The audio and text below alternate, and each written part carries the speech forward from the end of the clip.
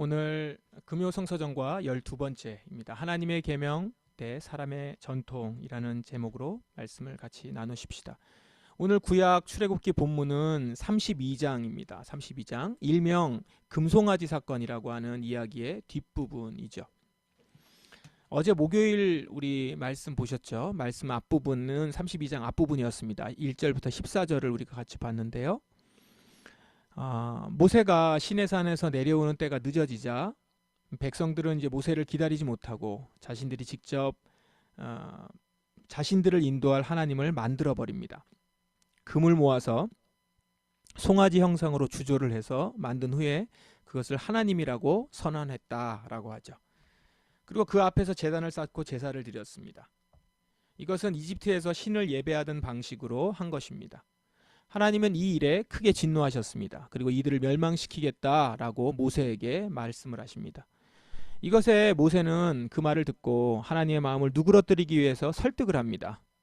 언약을 기억해달라라고 하면서. 그래서 이스라엘 백성들을 변호하죠.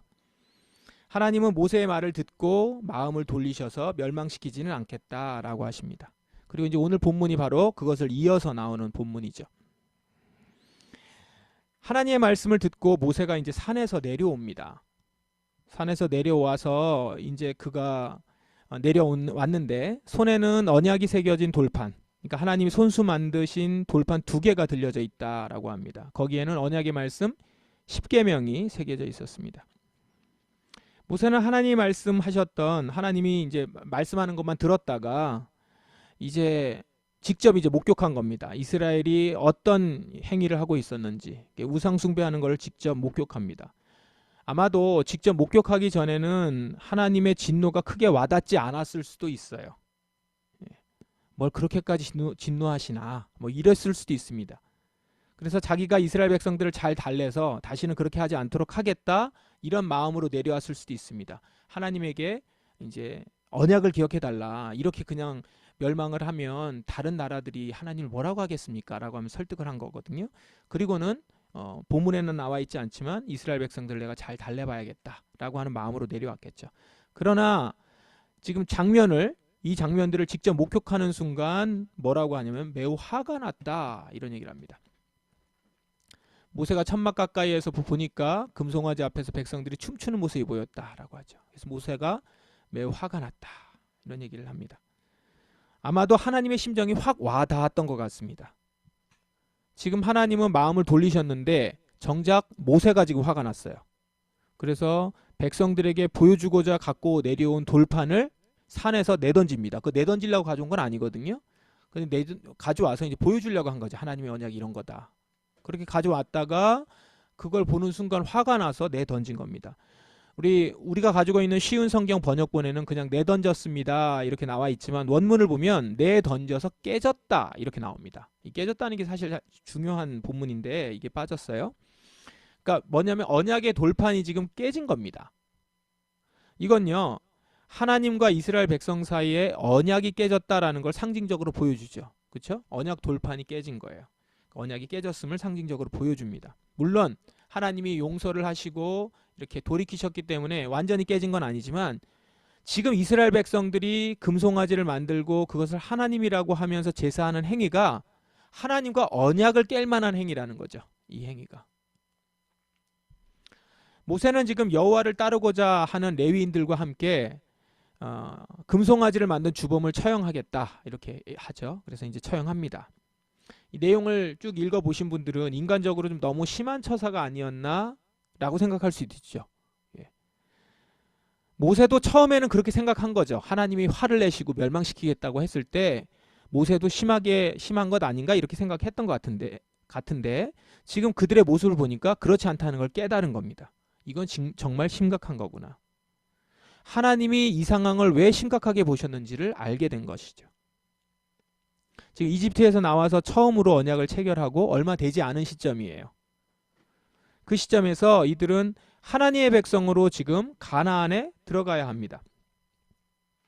그러나 이 사람들은 지금 언약을 체결한 지 얼마 안 돼서 이집트에서 하던 식으로 다시 돌아가는 거예요. 지금 언약을 맺고 나서 하나님 백성이라고 했는데 제사를 드리는 행위는 이집트에서 하던 행위를 하는 것이죠. 심지어 그것을 옳은 것처럼 막 행했습니다. 이것은 출애굽을 하게 하신 목적을 완전히 거스르는 거죠. 그래서 모세는 아론에게 이스라엘 죄에 대해서 뭐라고 얘기하냐면 끔찍한 죄다 이렇게 표현을 합니다. 이 끔찍한 죄 이게 뭐냐?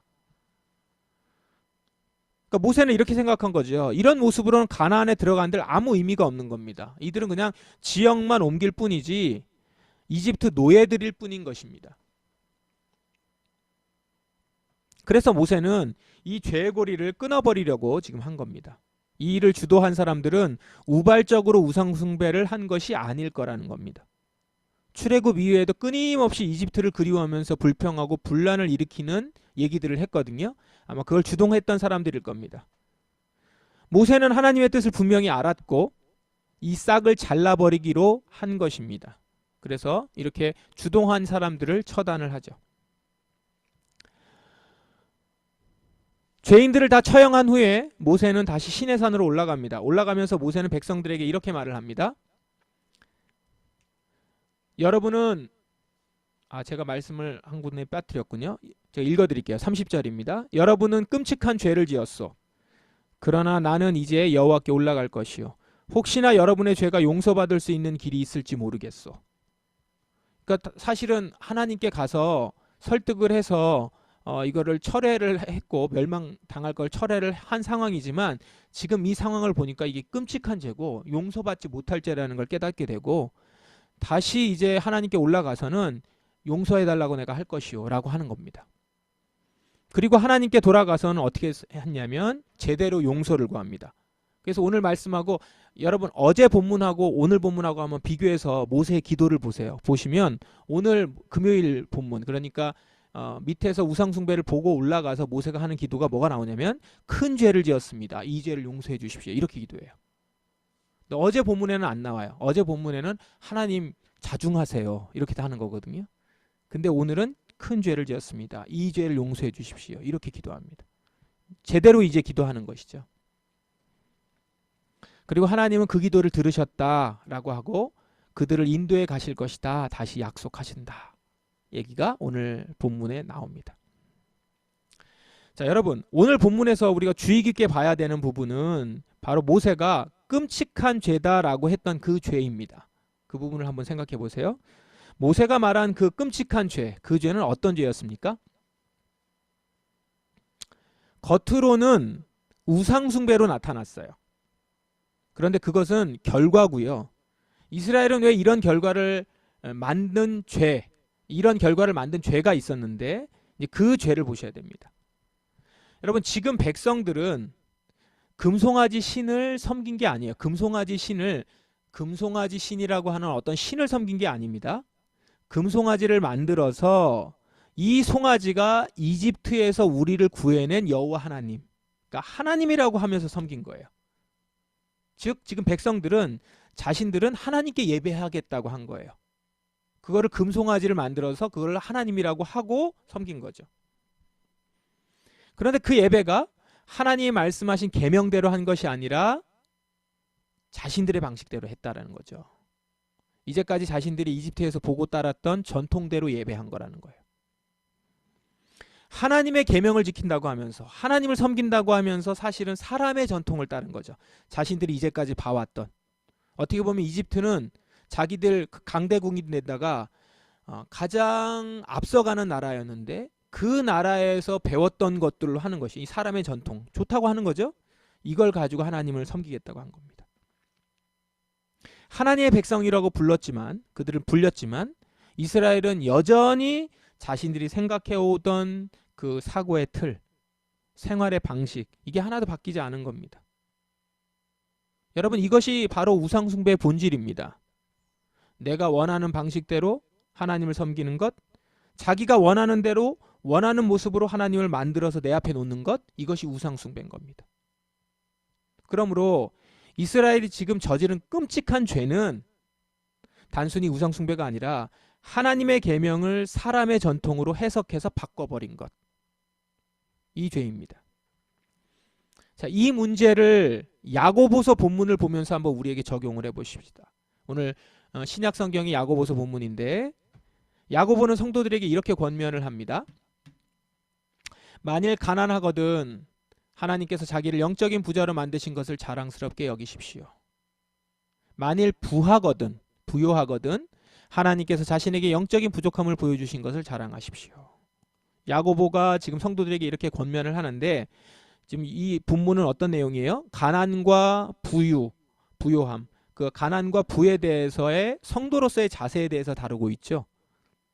하나님의 계명을 지키는 사람이 가지고 있는 돈에 대한 자세에 대한 부분이에요. 돈에 대한 자세. 가난하건 부하건 내가 영적으로 어떤 상태에 있느냐가 우리가 가치 있게 봐야 되는 것이다 라는 겁니다.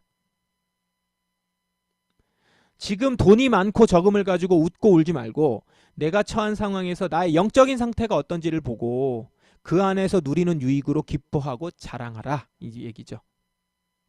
그러니까 이렇게 지금 하나님의 계명은 돈과 관련해서 하나님의 방식으로 볼 수 있도록 기준을 보여주고 있는 거죠.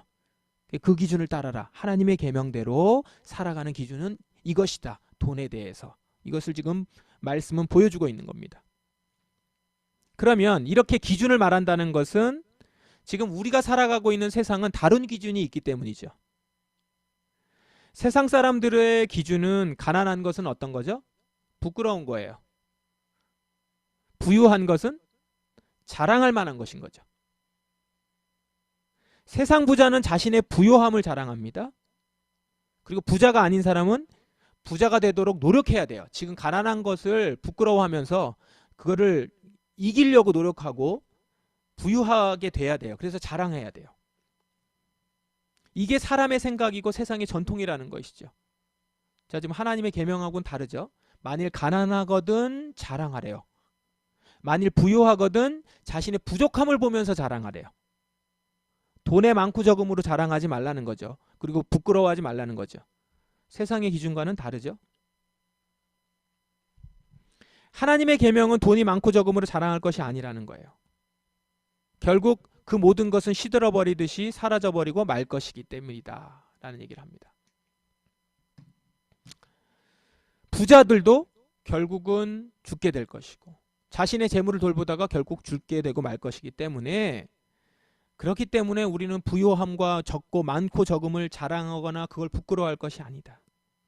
하나님의 계명과 사람의 전통은 이렇게 차이가 나고 성도는 바로 하나님의 계명을 따라서 그 시각으로 가난과 부요함을 보면서 그 가운데서 영적인 자랑할 기준, 하나님의 계명 가운데 자랑할 기준을 가져야 한다라는 것이죠. 그게 오늘 야고보서의 말씀이에요. 그러면 여기서 우리가 성도로서 경계해야 되는 건 뭘까요? 오늘 출애굽기에 있는 금송아지 사건과 거기에 나오는 끔찍한 죄를 가지고 한번 연결해서 보십시오. 뭘 경계해야 됩니까? 바로 하나님의 계명을 사람의 전통으로 해석하는 것입니다. 자, 이걸 지금 야고보서에 있는 말씀 갖고 보시죠. 돈에 대해서 하나님이 주신 계명이 있어요. 어떻게 보도록 하는 계명이 있습니다. 근데 그걸 망각하고 자기 식대로 사람의 방식대로 생각해요. 사람의 전통으로 해석해요. 그러면서 하나님의 계명을 지키는 것처럼 여기는 겁니다. 어떤 거냐면 이렇게 하는 거죠.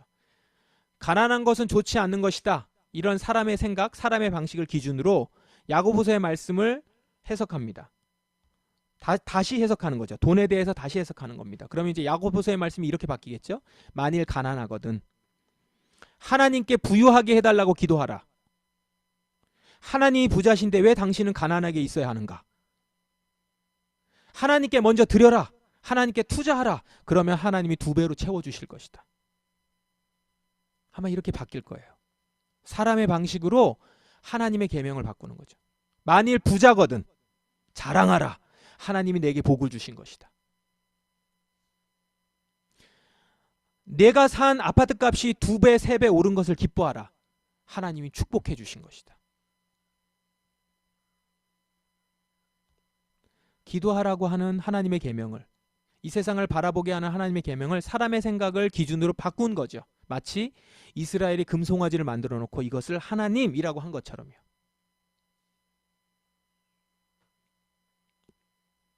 이것을 야고보서의 말씀으로 표현하자면 어제 말씀인데 두 마음을 품는 것입니다. 두 마음을 품어서 있는 모습이에요. 두 마음, 하나님의 계명을 알고 있으나 사람의 전통으로 마음이 채워져 있어요.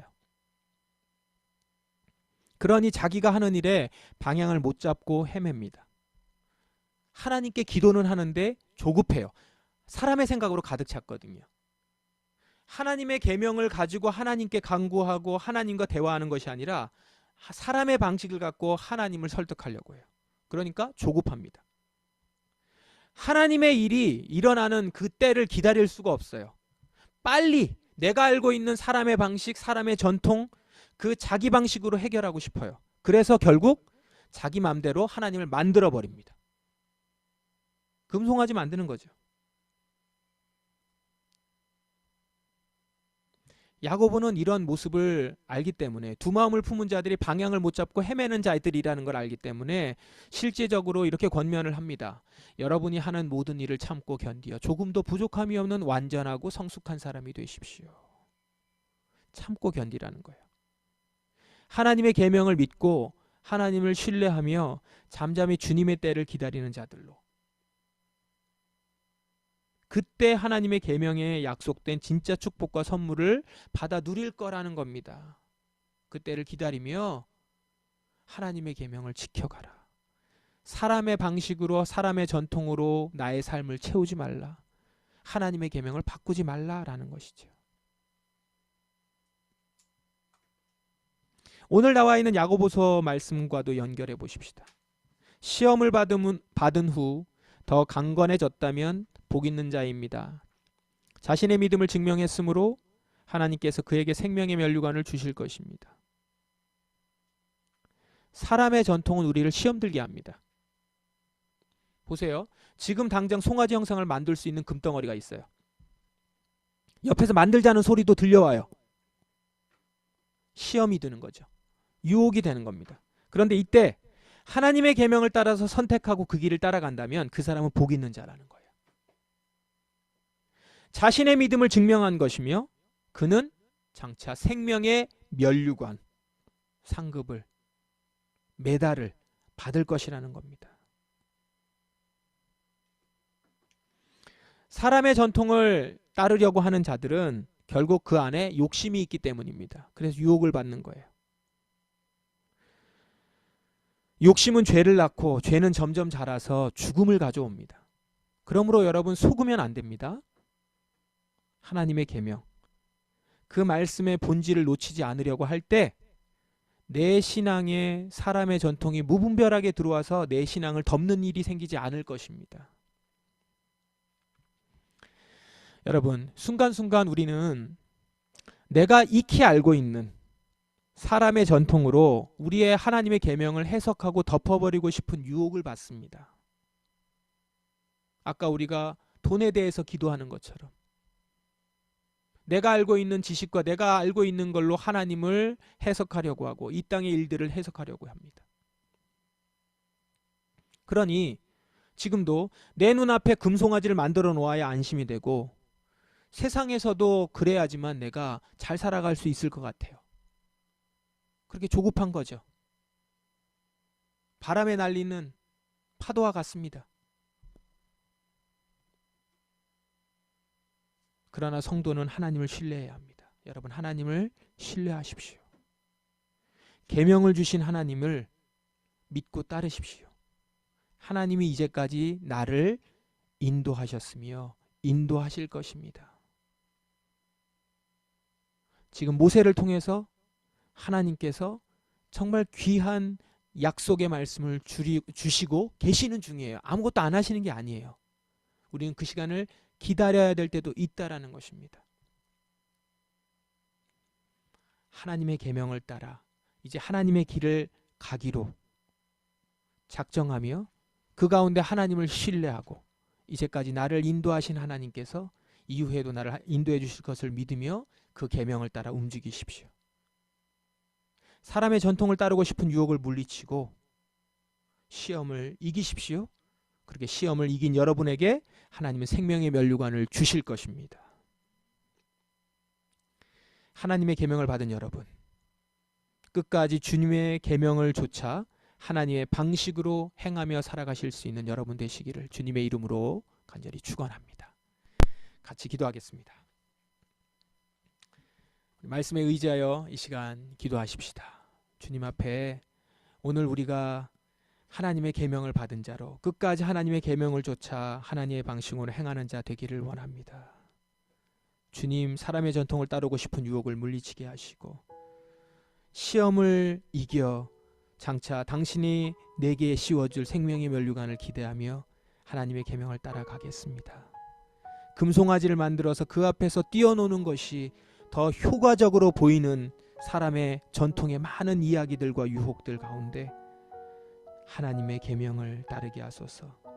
저 시내산에 하나님을 보게 하소서. 하나님을 신뢰하게 하소서. 나를 사랑하시고 나에게 가장 좋은 것을 주실 것임을 신뢰하고 믿으며 주님의 계명을 좇아 살아가게 하옵소서. 이 시간 다 같이 통성으로 기도하겠습니다.